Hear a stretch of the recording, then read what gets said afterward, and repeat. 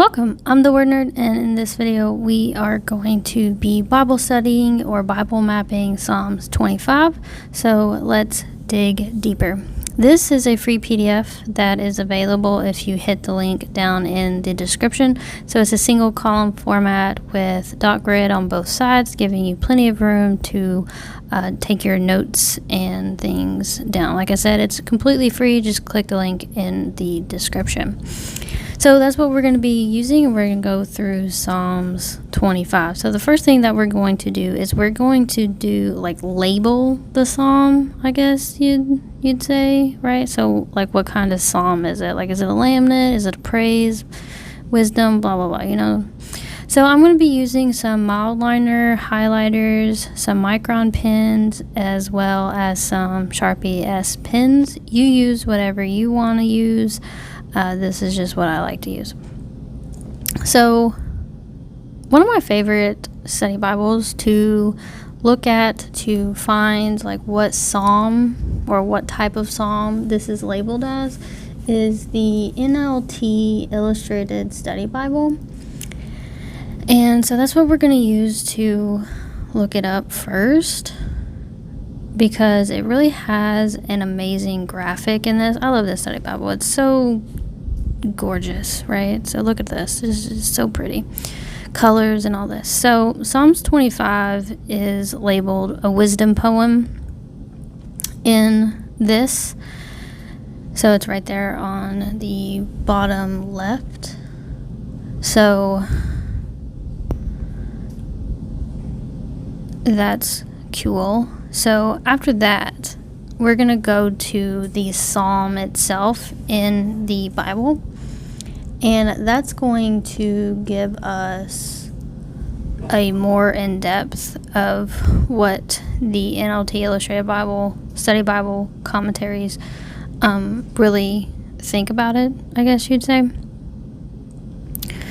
So normally when you hit a new psalm, they kind of explain the entirety of the psalm. So although it says it's a wisdom poem, this is an individual lamnet with instructions in wisdom, and also it's a community lamnet, you know, it's like sorrowful and stuff. So with other things mixed in, basically, is what it says.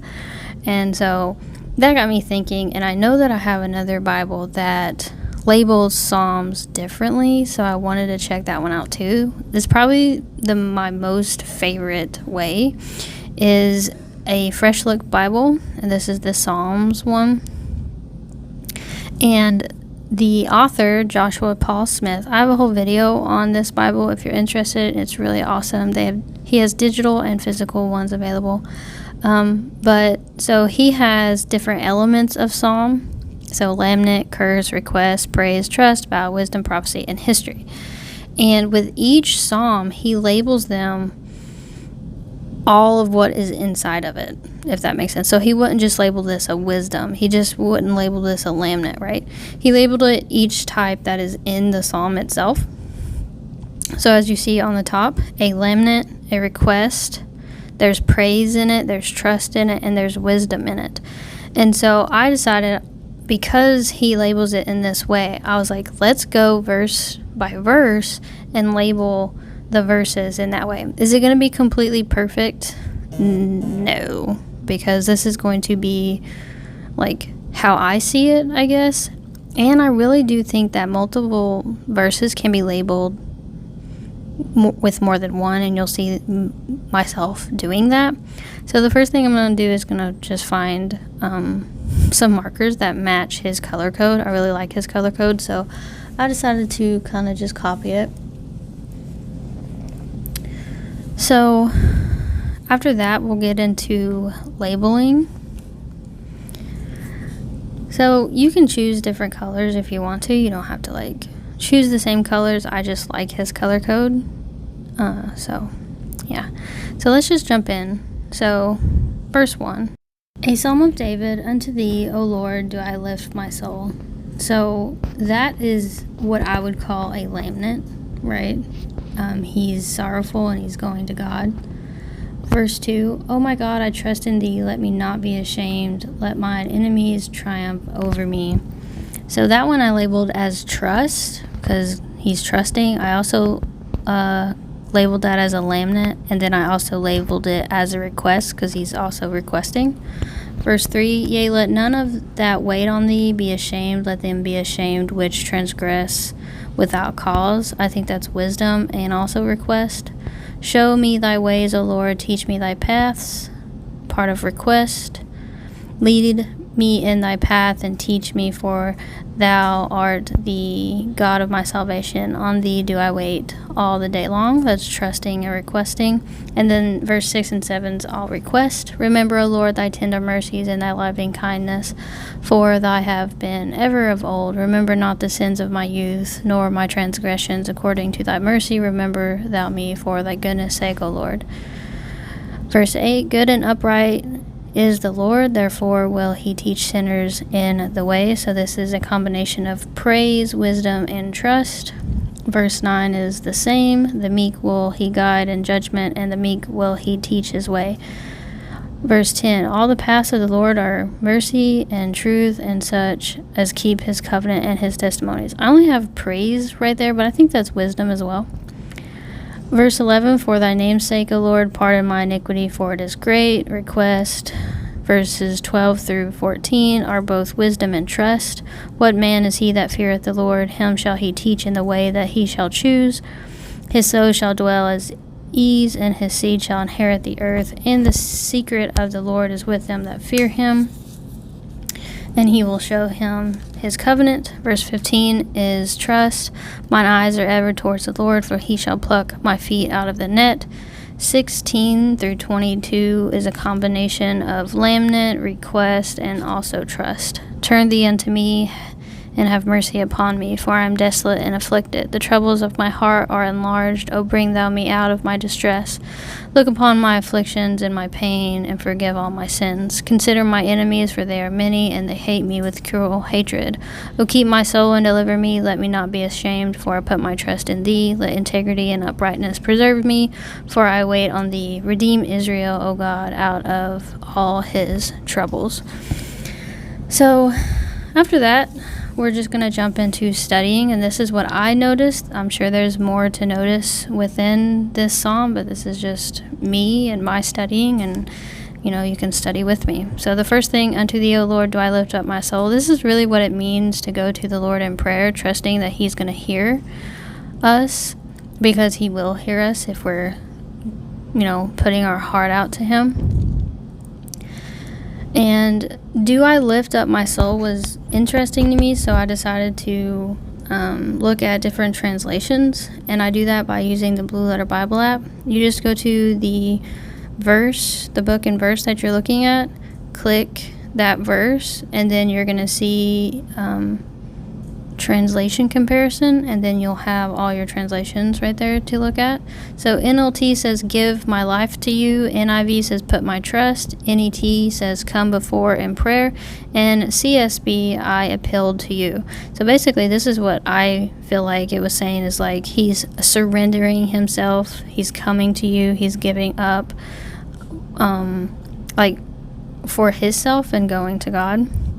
Then we're going to look at doing a word study. I'm going to show you using the Blue Letter Bible app. I have many videos of this if you want a slowed down version, more in depth. But we're going to do a word study on be ashamed. So first thing that I do is I look up in the Blue Letter Bible. You click the verse, push interlinear, push reverse. So the English is on the left and the Greek is on the right. You go to your word and you click the Strong's number, and then you can have all your information. So I write down the Strong's number, the part of speech, any root words associated with it, and then I also write down the translation count, and then I just do the definitions. So this is like a sped up version, but so Strong's number is H954. It is a verb. It was translated in the KJV, be ashamed, ashamed, confounded, be confounded, or causeth shame. So it means to feel shame, guilt, or disgrace, to feel inferior or unworthy. And it also was translated once as be put into confusion, which I thought was interesting. So I use the Noah Webster 1828 dictionary as well as the Merriam dictionary as well. And then sometimes I also use Bible dictionaries. So you can use what you want when you do a word study. So throughout this, I will be doing different word studies, but I'm not going to show you how I did it since I just did. And I'm just going to talk about what I noticed. Here David talks about, let not my enemies triumph over me. David likely means his enemies wanting to literally harm and kill him, since he was at war all of his life. But our enemies don't have to literally be like that. It can be like fear, anxiety, or even doubt, because the enemy does throw those to us. I also did a word study on wait, and it means to stay or rest in expectation. So that is interesting. Let none of them wait on thee, be ashamed. So if we're waiting, sometimes people are like, well, why hasn't God done this? And you're like, I'm waiting in expectation for God to answer me, right?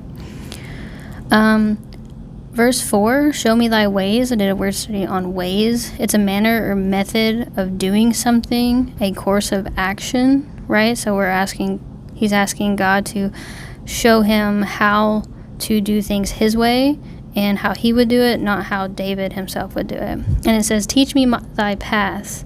Path is a trodden way, a course of life, a conduct or thought, a way to do that. So he's also asking God to help him reason in his mind correctly. Verse 5, lead me into thy truth. Lead means to direct on a course or direction or operation or activity. And then it says, and teach me. So teach means to impart knowledge, instructing. David's really wanting to know what God wants him to know. In verse 6, it says, for they have ever of old. So it says, remember, O Lord, thy tender mercies and thy loving kindness, for they have been ever of old. So this means that has always been a part of God. His mercies and his loving kindness, it's part of who he is, it's his character. Verse 7, remember not the sins of my youth, nor my transgressions, according to thy mercies, for thy goodness' sake.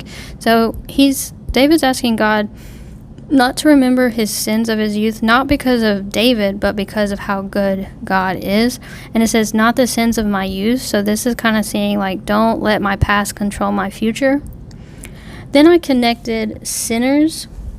Good and upright in the Lord, therefore will he teach sinners in the way. But these sinners must be meek, right? Connecting verses 9 and 10. And then it also says the way and his way, and that involves truth. And you kind of see me connecting those things. Then I did a word study on meek, and it's humble, submissive, divine will, not proud. So basically, those that understand their need for God, right? That's who he's going to teach his way, so they can continue to follow him because they know that they need him. All the paths of the Lord, right?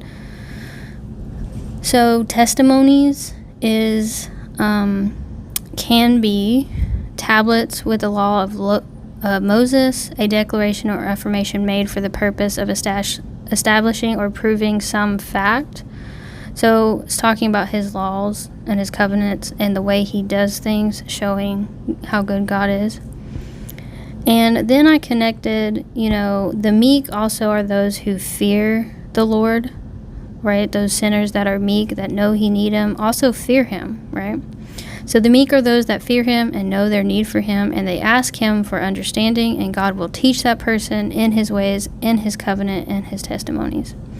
And then in verse 14, I did a word study on secret, and it's just something studiously concealed, a thing not discovered or therefore not known, something kept hidden or unexplained. So it's not like it's complete secret, but you have to be meek and want to know that, right? Then I talk about, those are some promises of God as well, 8 through 14. Mine eyes are ever towards the Lord. This is really going to the Lord in prayer and focusing on the Lord and trusting the Lord, not focusing on yourself. Desolate means solitary without companion, derived of comfort, in a ruined condition, joyless, sorrowful through separation of a loved one. Afflicted is afflicted with continued or often repeated pain, or affected with continued or often repeated pain, either of the body or of the mind. So it's really talking about he's suffering here. In verse 20, it says, let me not be ashamed, again, as verse 3. And in verse 21, for I wait on thee. Again, he talks about waiting on the Lord. That's an expectation of verse 3. Integrity is wholeness, unimpaired state of anything. Purity, firm adherence to moral code. Uprightness is honesty, integrity, principle, or practice marked by strong moral. Preserve is wholeness, unbroken state, purity, genuine. So he's saying, I'm waiting on you, and you can see that I'm waiting on you because of my uprightness and integrity. And then I just wrote what this psalm really kind of speaks of what to pray for: forgiveness of sin, direction in his ways, favor of God, deliverance of troubles, preservation from enemies, and salvation. So I think this is a great psalm, and I highly enjoyed studying it, and I hope you enjoyed and hope you're inspired and encouraged to dig deeper into God's Word. And I'll see you in the next video. All right, God bless. Thanks, bye.